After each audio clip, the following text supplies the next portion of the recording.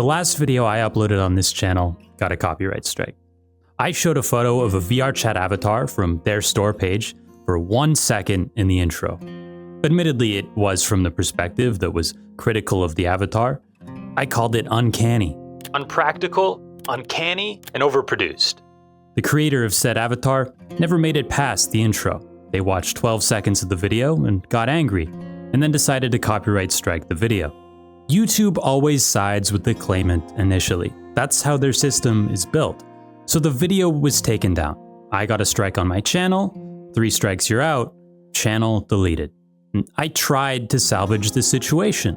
I emailed them, hey, can you not take down the photo and I take down the strike, is how they replied.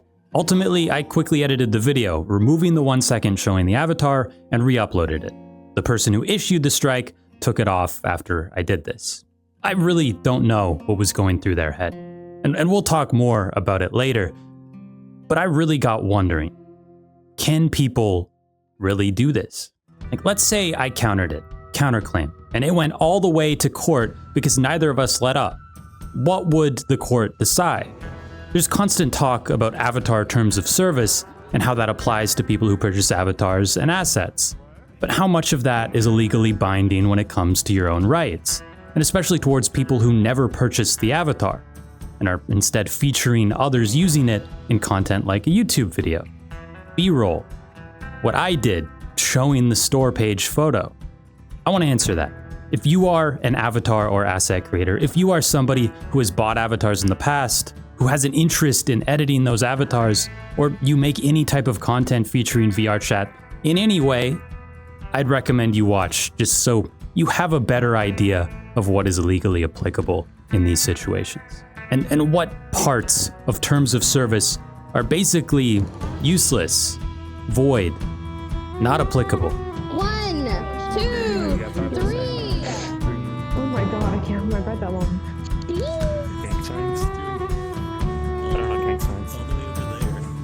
Dude, all the trees and grass are rotating. You care for a hot dog? I just need the right emoji on second.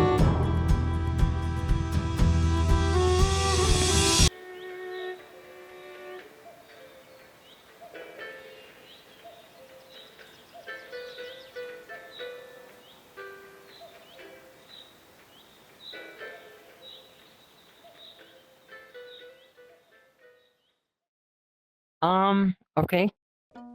Well, my name is Spogmot. I am a VRChat person, cat boy. I moonlight as a furry on VRChat, and my day job is that I work as a litigation attorney. I do civil defense on behalf of my state. I, generally speaking, mostly do civil litigation, a little bit of contract.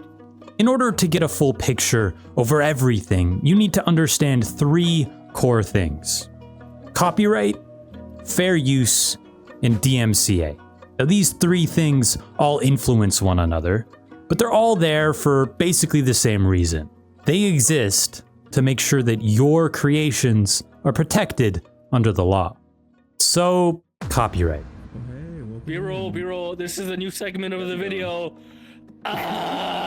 Copyright is basically a protection on certain creative expression within a given work of authorship. Copyright is a creature of statute, which is to say that copyright it's not really enshrined in any particular state's constitution or any particular country's constitution, but it is codified within statutes pursuant to either the provisions of the Berne Convention, or in the United States, we have the Copyright Act. I can't even fucking RP it, dude. I can't get it close enough to my face with this brick. The simplest way to understand what copyright is that when you make something, that thing is yours. It's protected as your creation. So you have the exclusive right to decide who can copy, perform, display, or adapt your work. Unfortunately, it's a really fucky system that has a shit ton of nuance to it. So while your stuff is protected, it's not always protected. certain factors can affect whether or not somebody else can use it without permission from the copyright holder, you. And the biggest factor everyone talks about online is fair use. Fair use is essentially what's called an affirmative defense to copyright infringement. It's a tricky defense. I believe the case law generally says it's the most troublesome doctrine in the whole of copyright law, just by virtue of its very fluid nature. It requires consideration of 4 factors. Those 4 factors don't necessarily exclude or create a bright line rule as to what is and is not fair use. And although the statute itself, 17 U.S.C. 107, does include a list of different things that could be considered fair use, such as criticism, parody isn't in there, but comment, criticism, news reporting, stuff like that. The fact that something falls into one of those categories does not necessarily mean that it is fair use, or rather that it's making fair use of the copyrighted material just because it is a critique or because it is a scholarly paper commenting on the particular thing. So fair use is put in place to allow you to use copyrighted material in your own creations. But it has to satisfy enough of those 4 factors. Of course, we need to keep in mind every case is different and a jury gets the final say. But if you satisfy every one of these 4 factors, then you can pretty safely say that what you're doing is being done in fair use and shouldn't be worried about copyright infringement. The first factor is the purpose and character of the use. The key point of this factor is the word transformative, whether there's new meaning, expression, or message added on top of what you're taking as copyrighted material. The biggest example to give would be the now quite famous case from H3H3 before the weird political pivot he's made. Matt Husseinzadeh, plaintiff versus Ethan and Ela Klein. What up? Defendants, boy. Where in his video, they watched a parkour video and ultimately got a copyright strike. This action principally concerns whether critical commentary on a creative video posted on YouTube constitutes copyright infringement. Matt Husseinzadeh, the plaintiff, filed this action in response to a video, the Klein video, created by Ethan and Ela Klein, the defendants, in which they comment and criticize plaintiff's copyrighted video, the Haas video. But the court ruled in their favor. Any review of the Klein's video leaves no doubt that it constitutes critical commentary on Haas's video. There is also no doubt that the Klein's video is decidedly not a market substitute for Haas's video. For these and the other reasons set forth below, defendants' use of the clips from the Haas video constitute fair use as a matter of law. Compare that to any fucking reaction content nowadays, and you can see the difference. The second factor is the nature of the copyrighted work. What are you using? Is it a news article from the 1970s about the thing you're directly referencing in your content? Or is it a clip from a movie that has no relation to what you're talking about? Some works, for instance, there are compilations that are protected under the Copyright Act, but aren't protected to the extent that the particular material that's being compiled, it isn't your original work. So you don't have a copyright to those materials that aren't original to your work. In the case of compilations, there's something called like a thin copyright that you have to the selection and arrangement of the materials. Similarly, in derivative works, so for instance, your YouTube video is a derivative work in which you're using my avatar, or well, rather Sovi's avatar. So long as you have the license to use Sovi's avatar, or at least permission to use it, which we do, then this derivative work, essentially you have your own copyright in that work, in that YouTube video. And that's unfortunately thinner than if it were completely original. So you have to consider essentially how thin the copyright is and whether it's close to the heart of the sort of works that the Copyright Act is intended to protect, the sort of creative expression that it's intended to protect. How much of it is in the work? You have everyone here? Where's long guy? The third factor is the amount and the substantiality of the portion used. This is pretty self-explanatory. How much of the copyrighted material are you using? Whether the creative heart of the work is being taken, and even if it's being taken, what is the proportionality of its use with respect to the purpose it's being used for? So is more of it being used than is necessary to critique it or to parody it, even if it is the creative heart of the work?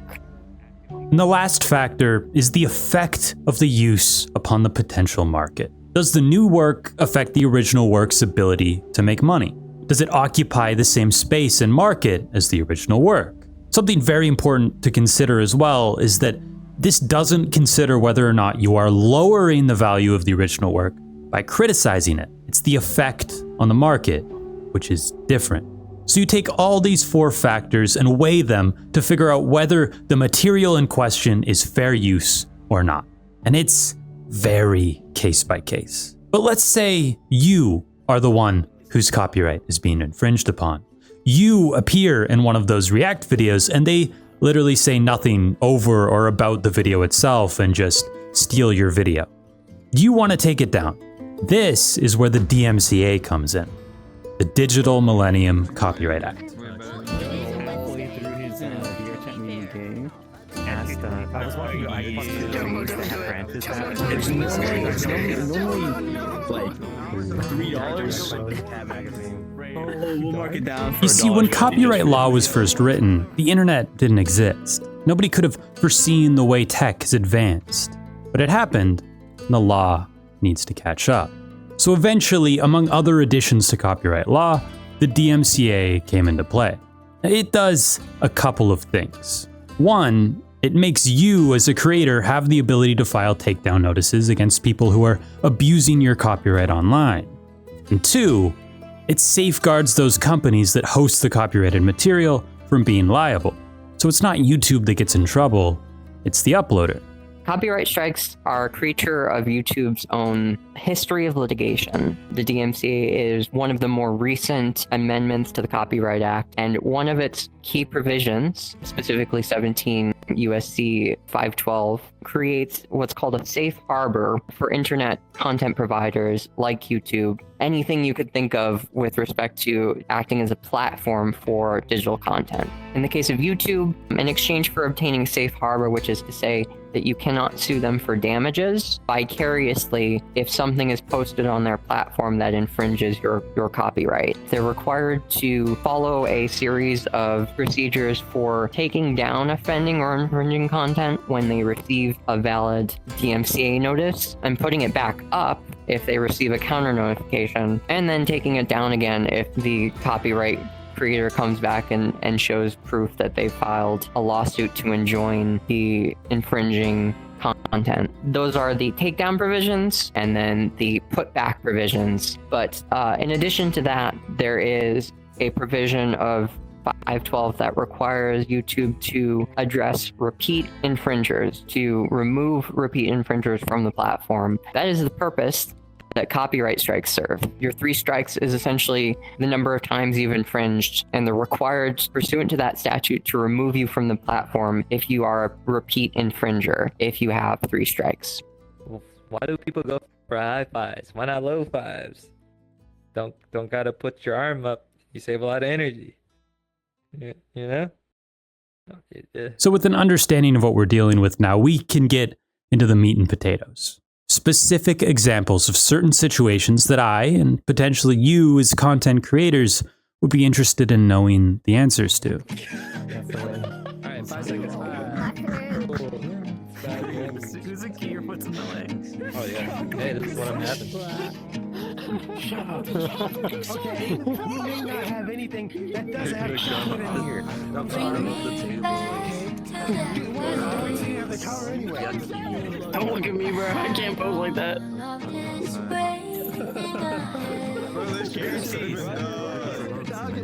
Yo, what the? This gotta be racist in some way, right? This gotta be racist. Yo, that's crazy. That's Fall asleep in a rave if you a bitch. I'm being nasty. I'm make sure you're getting blessed, man. When is he gonna give me a hand? A hand placement. I'm literally both my hands are free, dude. You make a YouTube video on VRChat, not unlike the one you're watching right now.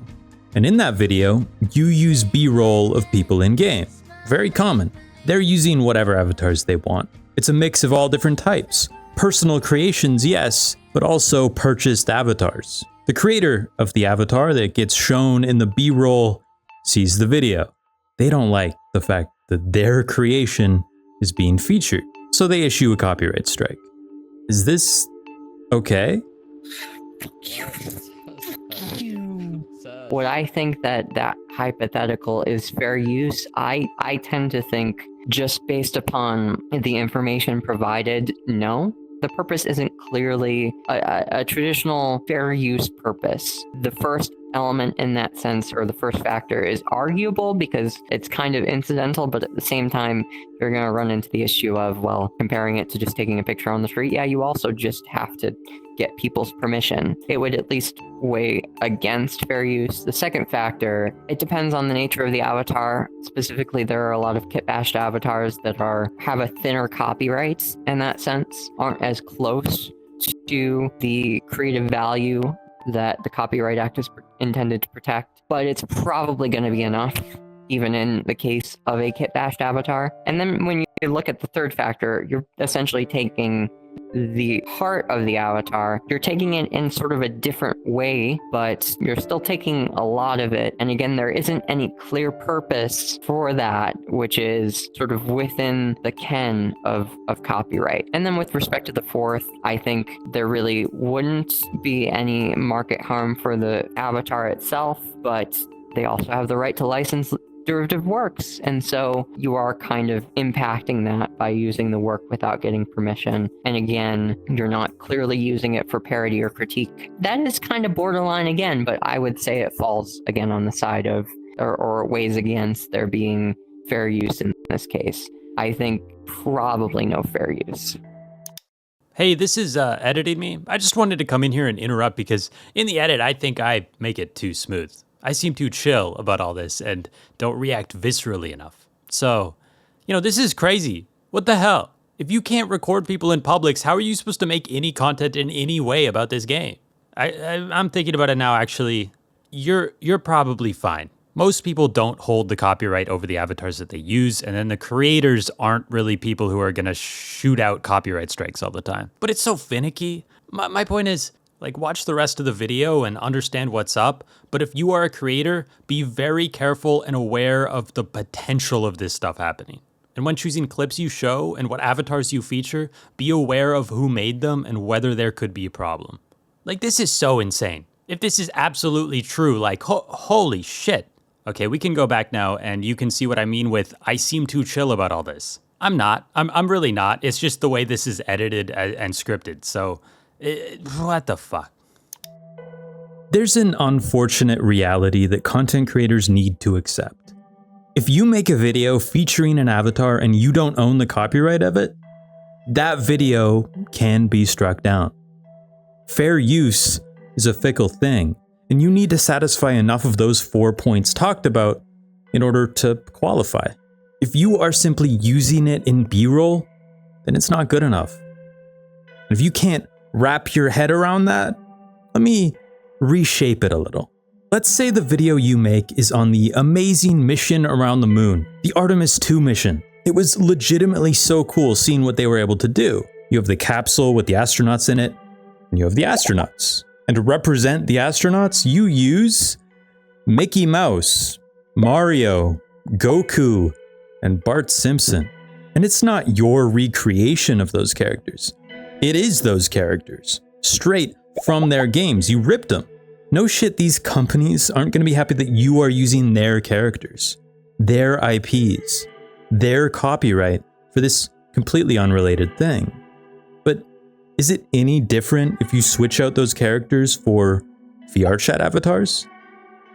Not really. In the face of the law, they're both equally covered by copyright. It's just one is a bit more well-known and is under a massive company. And if you don't satisfy the points required for fair use, it's not fair use. I mean, what the law protects isn't necessarily what people think about or conceptualize copyright, especially in this space where the law is kind of archaic. The reality is we represent ourselves with avatars that were created by other people. And there's got to be some give between the law and the reality of the way we live. And that give can just come in the form of, well, people don't really assert their rights. But when they do, it can cause problems. There's risk to not obtaining licenses or obtaining permission in writing before you post something that contains someone else's copyrighted work. You buy an avatar, and then you use that avatar while talking to the camera for YouTube video. Just like this. The creator of the avatar doesn't like the fact that you use their avatar without consulting them and decides to copyright strike the video. I think in this particular case, based upon the hypothetical, unless the video is about the avatar, you're going to end up in the same situation as above in example 1, where it's probably not fair use. The difference between using an avatar as a talking head, this, and using an avatar in B-roll is really only one thing. You probably own the one you're using, and most avatar creators are okay with you using their work so long as you credit them. I forget sometimes, but I try. But other than that, there's not much of a difference. You're still at the mercy of whatever creator made the things you're featuring, unless they explicitly state it's okay in their terms when you buy the avatar. But we'll get to terms later on. You're talking about avatar creation in a video and show one of the sites that sells avatars as an example of where you can buy avatars. In that footage, it shows the listing of an avatar with the picture of what that avatar looks like. Would the creator of that avatar be able to claim the video because a photo of their avatar was featured for that brief moment of time? The purpose appears to be comments, right? That's one of the categories that is listed within the statute that can kind of be considered fair use. To be honest, you're not using something that's thick in terms of the protection at issue. It's an authorized derivative work of the avatar, right? Unlike the avatar itself, it's not likely as heavily protected as the avatar. I wouldn't say it's too close or too far from copyright protection. It's kind of somewhere in between with respect to that second factor. With respect to the third factor, you're not using much of anything at all. You're not using really anything substantial, and you're not using it in excess of the purpose that you're trying to use it for, which is commentary. With respect to that first factor, it's likely to fall on the side of fair use or weigh in favor of fair use. The second factor, neither nor. Third factor, I would say, based by virtue of the first factor, and considering it's not really an excess, that factor would also weigh in favor of fair use. And then, considering the market, there isn't really any substantial market for avatar creators' commercial advertising of their avatar, right? That's what it is. There isn't really any substantial derivative market for essentially videos of containing advertisements of this avatar, right? I would say this hypothetical falls on the side of fair use. See, this is where things shift heavily to the side of fair use. How are you supposed to ever talk about avatar creation if you can't show the avatar you're describing? How do you showcase a site that sells avatars if showing the listings on the site isn't allowed? I've never had a problem with this before, and I don't think I will in the future, but it's worth knowing considering the next example that happened to me. You are talking about a specific type of style of avatar. You show examples of this style through screenshots of store pages selling avatars in that style. One creator who made an avatar shown for 1 second claims the video, saying you are violating their copyright. Is this allowed? Or is this a breach of fair use? Again, just want to be clear, not giving legal advice regarding your situation, because your situation is already there and gone, right? With respect to this as a hypothetical, in this situation, I think it falls on the side of fair use pretty clearly. The picture, or rather the avatar itself, even if you use the avatar in the video, is being used to critique the avatar.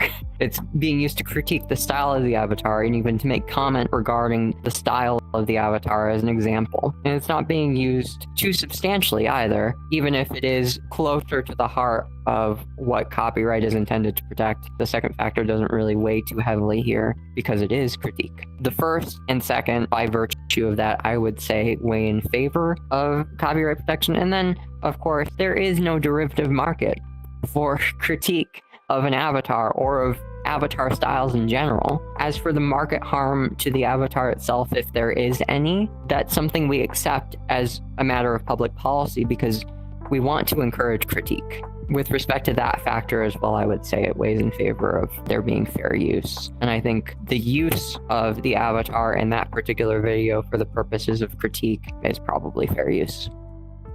Fair use. Look at fair use. Of course it is. Of course it is. Yeah. The one situation that I got striked for is the situation that most heavily bleeds into fair use. How funny. How funny is that? I still cannot believe that the person who sent the strike did it. And who was it? It was somebody named Kiyohime.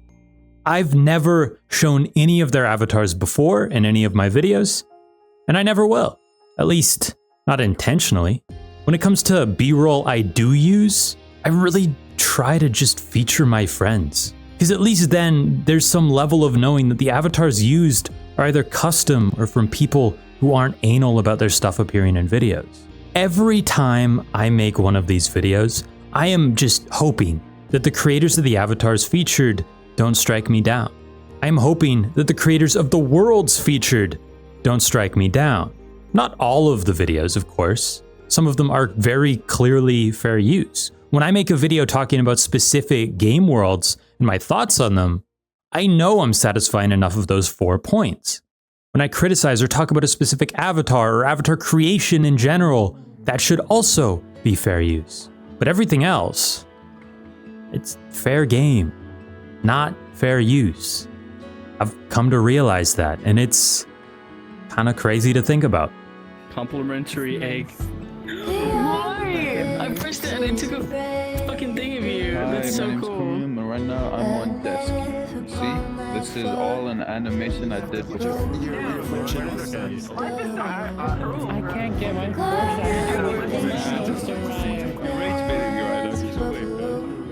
Hello, can I have a beer? You want a beer? Okay. Cold? Yes, please. It's not something all In the area, there. Check the Netter Hotel. And we're having sushi. Check out my camera. What a thrill. I have no fucking clue how this is played. I hit buttons and things turn into other things. I hope people realize that I don't support any of this or even like any of this. These copyright laws affect me and my channel a lot. It changes the way I have to think about my content in future immensely. I wish it was as easy as just saying, actually, it's fair use. You don't understand it. Everything I make is fine because it's a game. I wish, but it's not. And it's not a game. In the face of the law, VRChat is a platform because it's a host of user-uploaded content. And that content's copyright is owned by the uploader, not VRChat. Then in VRChat's own terms, it says that they have the ability to use your uploaded content for their own stuff, but we don't. Unless obviously it's fair use or we have the rights. VRChat is a platform, just like YouTube is a platform. We upload to it, and so DMCA gets applied to those things. It feels wrong, right? It feels so wrong because it's not something we hear about or know about. 3D assets? Like, come on. It's so far away from what we deal with on a day-to-day basis. YouTube videos is what we watch all the time. We kind of know about it. And the big thing with copyright, especially on YouTube, is that 99% of the time, things never make it to court. People will settle their disputes early because it's not worth the trouble for anyone. It's not worth it for the YouTuber because they could just cut the content and re-upload. Continuing that revenue stream instead of having it cut off and then having to go to court. Wasting a lot of time and money. And it wouldn't be worth it for the avatar creator because they would be seen as somebody who hates creative works. Somebody who shouldn't be supported no matter what. And depending on the YouTuber affected, the backlash from fans could be pretty disgusting. We've all seen it over and over when somebody gets affected. I know some of my viewers took the situation I got in as an excuse to harass Kiyohime, but that's just fucking stupid. It makes me look bad. Don't do that. Don't seek them out. You can talk shit all you want in the comment section here. You can talk shit all you want on Twitter, in the public sphere, but don't like directly try and harass anybody for anything. It's dickhead behavior. But my viewers are tame as fuck compared to any troll content in their child audience. Because I hope at least my viewers know nuance, know kindness, know restraint. That's another thing that needs to be considered. None of this becomes a problem unless somebody wants to make it a problem. You can do whatever the fuck you want until somebody makes a stink about it. That's just how it works. Okay. Oh, and holy shit. If you want to use my B-roll in your VRChat video talking about how it's the worst thing in the whole world for the 14th fucking time, at least credit me. I won't strike anyone because I'm not that guy, but I'll rightfully be pissed off. When you take others' work, especially knowingly, credit them if you can. That's all I ask. How does that make you feel? How does that make you feel? Me? Happy. Vera? I hope also happy. Yeah, you got. Hi, welcome to Blockbuster. Disrespect. The second bag of peanut butter M&Ms. All right, that's gonna be 180. We've discussed copyright, fair use, DMCA, and even examples of when they come into play. But there's another thing that heavily influences all of this, and that's the terms you accept when buying an avatar. For so long now, it's been treated in a very specific way. Many creators believe that they can put whatever they want in there and then apply it upon anybody using their stuff. But how true is that? Well, let's start with what you guys keep calling it. TOS. Terms of Service. It's not. What on earth is a TOS is what I'm asking, because I don't know why we use that term to describe what is essentially a licensing agreement. A TOS is for things like Spotify, where you get a service in exchange for your money, your time, your viewing of ads. This is a one-time agreement, not a service. But whatever. Calling it a different thing doesn't really change anything. So you've heard of the term end user license agreement in the case of like video games that you've bought, say off Steam. Generally speaking, that's what we're dealing with here is a license agreement. You're purchasing a copy of an avatar, sure, like you're purchasing a copy of a game, but you are purchasing a license to use that copy in certain particular ways that would otherwise violate the creator's copyright. And that's what makes it a licensing agreement. A licensing agreement is a contract. A contract is a legally binding agreement between two parties regarding to do or omit something in exchange for the other party's act or omission. You have an offer, you have acceptance, and then you also have consideration. And consideration is a modicum. It can just be a promise in most cases. It can be $1. It can be anything that is exchanged in exchange for the promise. With respect to a license agreement, you have a copy of an avatar, as well as the license to use that avatar by uploading it to VRChat, or uploading it to another platform, or using it in your YouTube video, or using it as your VTubing avatar. You're being offered that license as well as the copy of the avatar in exchange for your money. So a TOS is the terms people put in the description of their avatar. You get the terms, you see the terms, you accept the terms by buying the avatar. In the case of VRChat, that is how it works most of the time. Clicking purchase signs the agreement, the contract. Maybe there's another step where you put in your Discord name and VRChat name, but that's the gist of it. Upon purchase, you are now bound by those terms. So what terms can actually be put in the contract? This is something I referenced at the start of the video. What terms are acceptable? What terms are not? And can you put anything you want in it? Everybody look at the cameras. 5, 4, 3, 2, 1. There are definitely things you can put in. You can't make it a condition of the licensing agreement that you have to kill someone. You can't put illegal terms in a contract. A contract to do something illegal is per se unenforceable. There is a defense to enforcement called unconscionability. There are certain terms we just aren't willing to enforce because they're just manifestly unfair. So, for instance, financing agreements for, say, something that you purchase at a store, a usurious interest rate or something to that effect, that wouldn't be enforceable. That would often be unconscionable, especially where the individual isn't particularly educated and in any position to negotiate those terms. Those are some examples of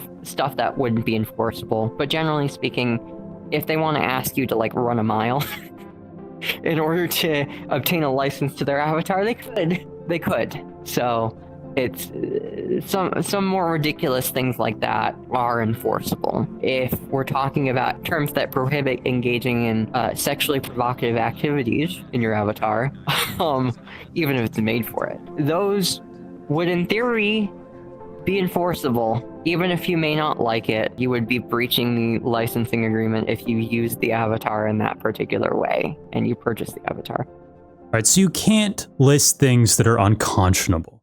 So that's something, right? But here's the bad news. Other than that, you can list pretty much whatever you want. That doesn't mean you should. There's things that do go too far, and there's plenty of things that absolutely are basically impossible to know if they happen or enforce against. That won't stop people from putting these terms in. It's really frustrating to hear because I was sure so many of these terms that I thought would be not allowed are actually allowed. There's one specific list of terms that constantly gets mentioned to me that I did show at the start of the video. It's cupcakes terms. There's a lot of terms in there that I question, and maybe you do too. Let's run through a few of them. Happy New Year's, Panda. Where's my... Panda, I hope Yeah, I'm trying to get my New Year's kiss from Chromium. Honestly. You cannot take or reuse any parts, assets, textures, materials, bone settings, etc. from my avatars. Not even for personal use. I mean, this term is pretty normal, except for the bone settings part. That one trips me up. It's not strange at all, though. But of course, it doesn't stop a fair amount of people from trying to make the argument that you buy it, you own it, you can do whatever you want with it. But that's not really the case, is it? You accepted the terms, you're breaking them by doing so. Whatever. Moving on. Where's your daughter? Tell me. Where's your daughter? Please, I don't know. Let me in. You can edit my avatars as long as it is still recognizable as my original avatar. Please, nothing too heavy. The problem I have with this one is the fact that it doesn't draw a firm line. At what point does the avatar become unrecognizable? How much is too much? How much is just enough? Who determines that? Even then, it's still allowed to be there, isn't it? With respect to how much or how little, often enough this provision is ambiguous. People come to me about this. People have come to me about this if they know I'm a lawyer. And they ask me, well, what can I do? Well, the answer is I truthfully don't quite know. I mean, this is patently ambiguous. I don't like having to look at it or even think about it. And I'm sure a court of law wouldn't like to have to interpret it for purposes of a breach of contract action. And I'm sure if Cupcake had attorneys, they wouldn't like having to interpret it either for the purposes of prosecuting. Nonetheless, it is enforceable, at least to some extent, I would say. And even if it isn't, you probably don't want to be going down the road to Abilene on a breach of contract just over something as silly as this. Reach out, and often enough, at least with respect to the people I've spoken to when they've reached out, has been understanding and will provide specifics about what you can and cannot do. And at the end of the day, if it's something that you want to do but you can't do, there's really nothing that can be done about it, right? You have to just make your own avatar or find a different avatar that'll the creator will allow you to make those sorts of derivative works as a matter of their license agreement. Oh my god. I think you're the you're the wrong species of penguin.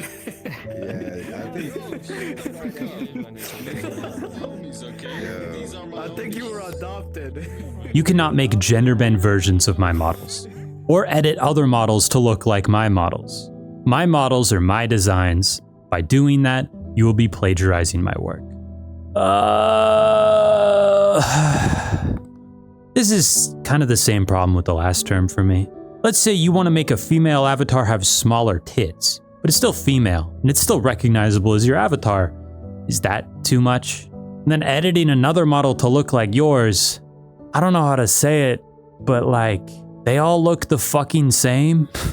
Cupcake models have a unique flair to them, sure, because a lot of the assets are made by Cupcake. But like, if it's just a similar style of clothes, a similar style of hair, is that too much? I don't know.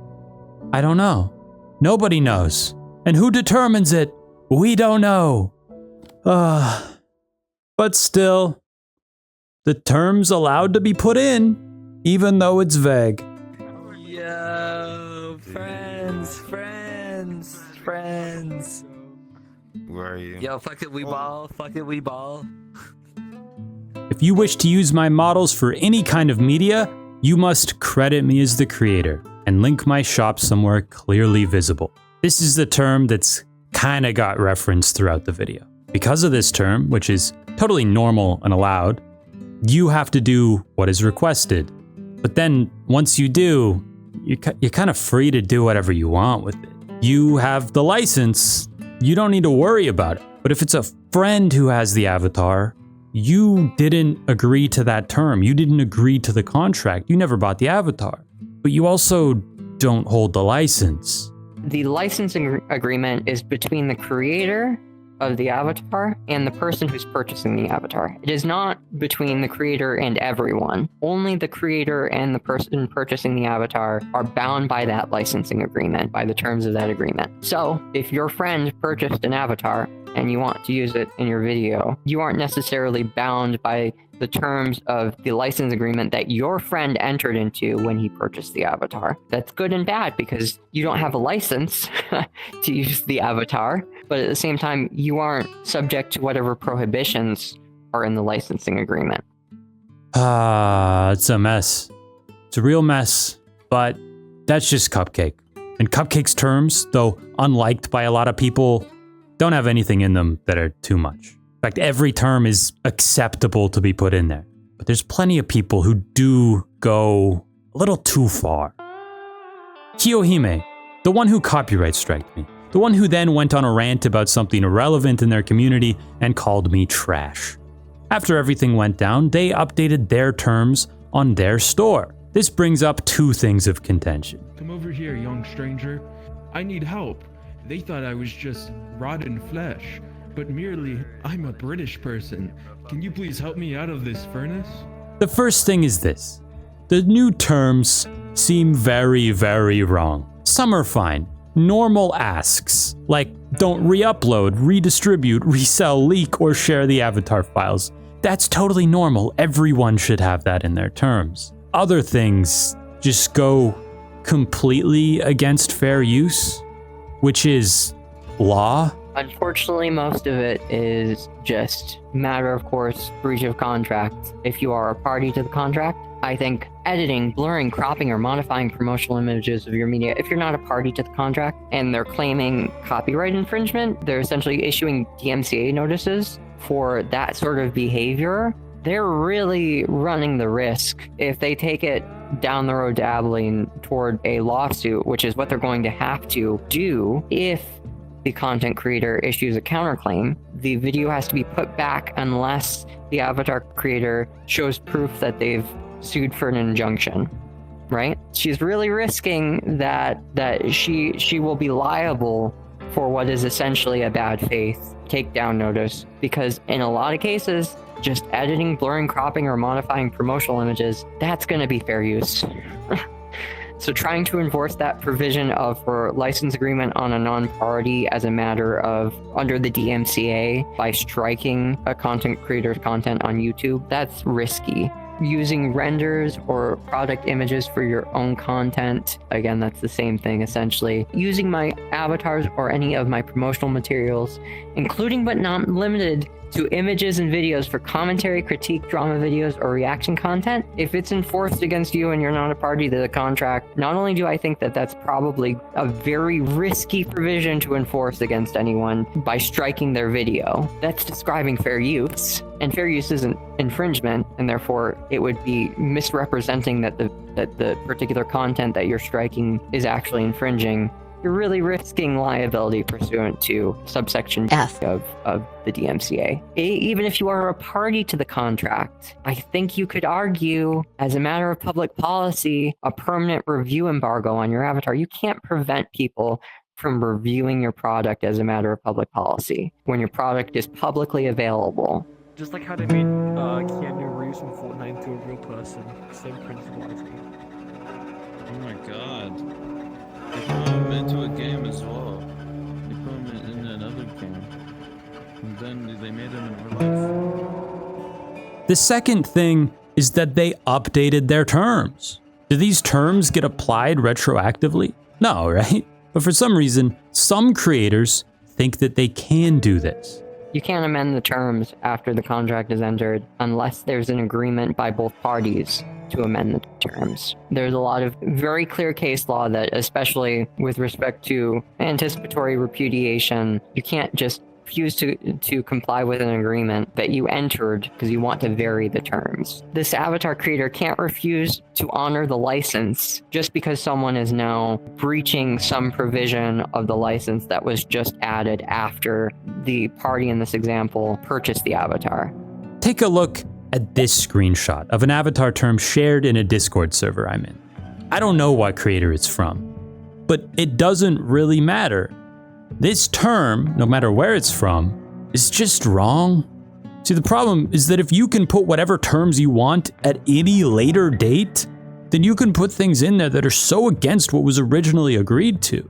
And that's a problem. If it opens the door for them to essentially revoke a substantial part of the license, a court's not going to let that fly. You're going to get what you bargained for. And in the case of a license agreement, you can't change the bargain so substantially by essentially almost revoking the license to make a derivative work that you defeat the benefit of the bargain that the purchaser is getting, right? I won't say one way or the other. It's really not certain what a court would do in that case. I think just more likely than not, it probably would be out on unconscionability or public policy grounds.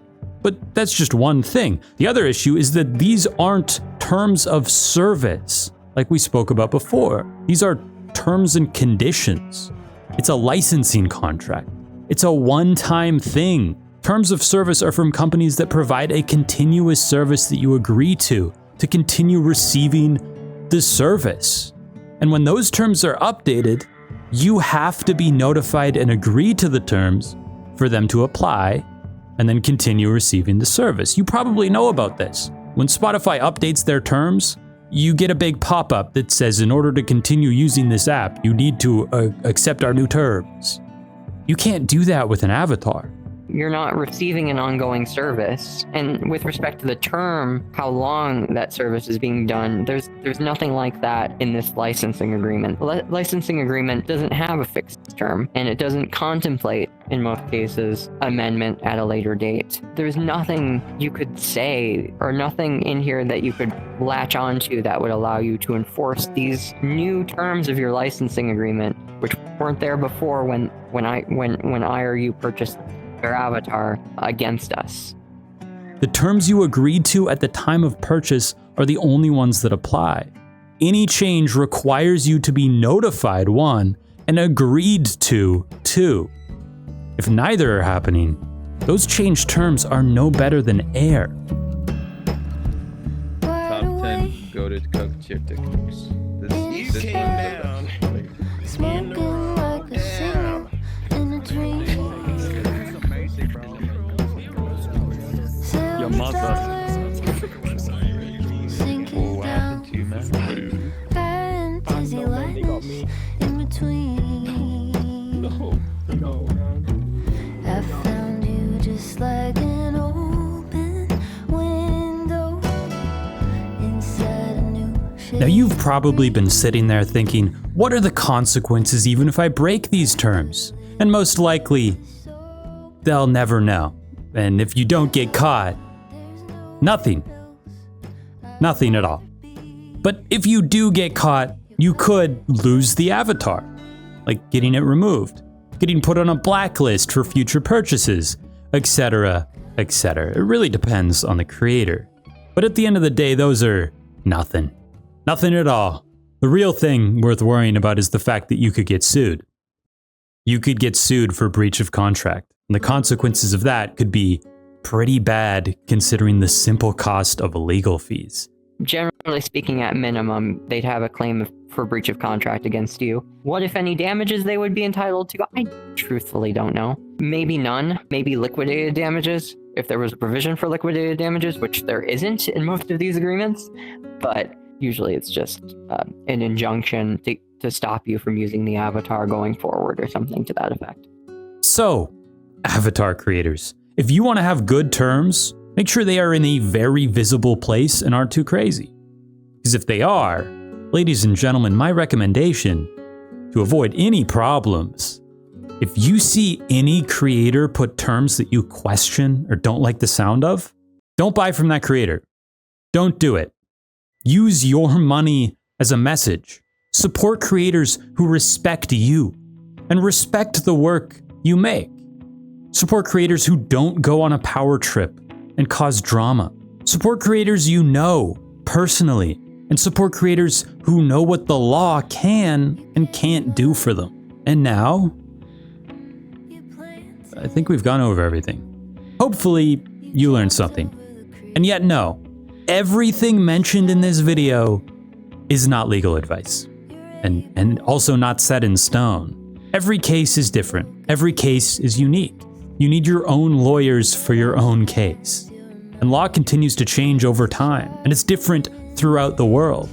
But that doesn't make it any less applicable to you if you live somewhere else. As many companies who host content, including what we talked about today, are based in America and are subject to American laws. Law is a bitch, man.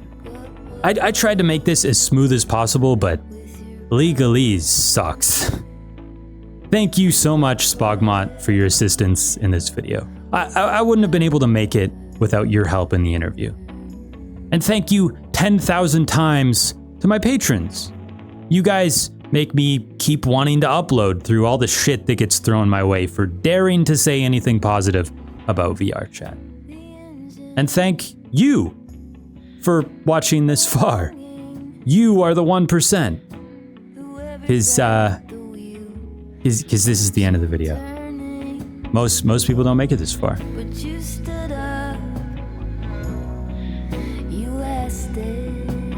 I gotta make smaller projects. This took so fucking long.